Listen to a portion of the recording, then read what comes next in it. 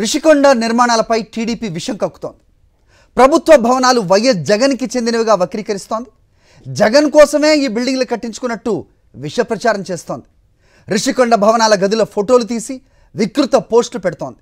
వైఎస్ఆర్సీపీ ప్రభుత్వం విశాఖకు అధిక ప్రాధాన్యత ఇచ్చి అందుకు అనుగుణంగానే రిషికొండ నిర్మాణాలు చేపట్టింది. రాష్ట్రపతి, ప్రధాని, గవర్నర్ ఎవరొచ్చినా ఉండేలా ఈ నిర్మాణం చేసింది.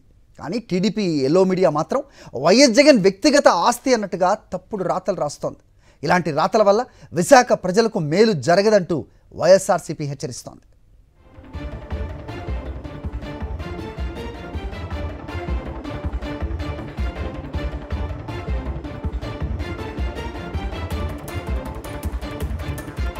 ఇదే అంశంపై అప్డేట్స్ మా కరెస్పాండెంట్ రవీందర్ అడిగి తెలుసుకుందాం. రవీందర్, చెప్పండి, మొన్న ఫర్నిచర్, ఈరోజు రిషికొండ భవనాలు.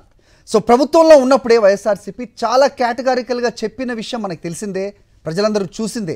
ఈ భవనాలు ప్రభుత్వానికి సంబంధించింది, ఏ ప్రభుత్వం వచ్చినా పోయినా ఇది ప్రభుత్వానికి ఉపయోగకరంగా ఉండాలి అనే ఈ నిర్మాణాలని చెప్పింది. కానీ ప్రస్తుతం సోషల్ మీడియా అవ్వచ్చు, ఒక వర్గం మీడియా అవ్వచ్చు, చేస్తున్న ఈ ప్రచారాన్ని ఎలా చూడాలి? ఏంటి మీ దగ్గర ఇన్పుట్స్?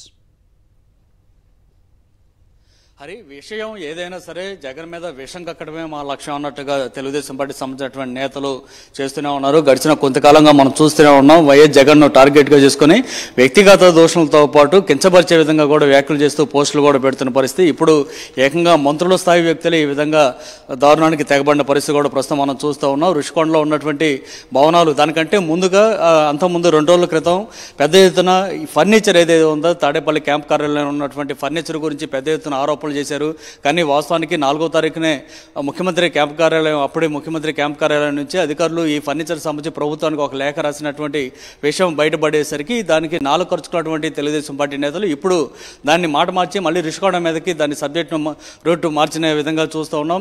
ఇప్పుడు రిషికొండలో అక్రమ నిర్మాణాలు చేశారని ఇప్పటివరకు గొడవ చేసినటువంటి వారు ఇప్పుడు దాన్ని పూర్తిగా జగన్ తన వ్యక్తిగత నివాసంగా మార్చుకునే దానికోసమే నిర్మాణాలు చేపట్టారంటూ విషం కక్కే విధంగా వారు ఆరోపణలు చేస్తున్న పరిస్థితి కూడా మనం చూస్తున్నాం. నిన్న మాజీ మంత్రి, భీమిలి ఎమ్మెల్యే గంటా శ్రీనివాసరావు కొంతమంది మీడియా సిబ్బంది తీసుకెళ్లి అక్కడ ప్రతి గదిలో కూడా తిప్పుతూ అక్కడ ఉన్నటువంటి విజువల్స్ తీసి బయట ప్రపంచాన్ని తెలియజేసే విధంగా చేయడంతో పాటు మొత్తం ఇదంతా జగన్ కోసమే నిర్మాణం చేసుకున్నట్టుగా కూడా ఒక ఆరోపణ చేశారు. వాస్తవానికి 1995 నుంచే ఇప్పుడు ఉన్నటువంటి ముఖ్యమంత్రి చంద్రబాబు నాయుడు గతంలో ఇప్పటికి 4 సార్లు ముఖ్యమంత్రిగా కూడా అయ్యారు.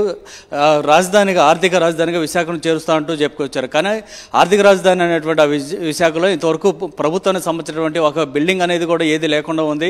రాష్ట్రపతి కానీ, ప్రధానమంత్రి కానీ, గవర్నర్ కానీ, అంతెందుకు ముఖ్యమంత్రిగా ఉన్న చంద్రబాబు నాయుడు అయినా సరే ఇప్పుడు విశాఖపట్నం కనుక వెళ్తే ఈ రాత్రి ఎక్కడ ఉండాలంటే ఉండేదానికి అవకాశం లేదు. ఏ నేవీకి సంబంధించినటువంటి గెస్ట్ హౌస్లోనో తలదాచుకోవడం తప్ప ప్రభుత్వ పరంగా ఎలాంటి నిర్మాణం లేదు.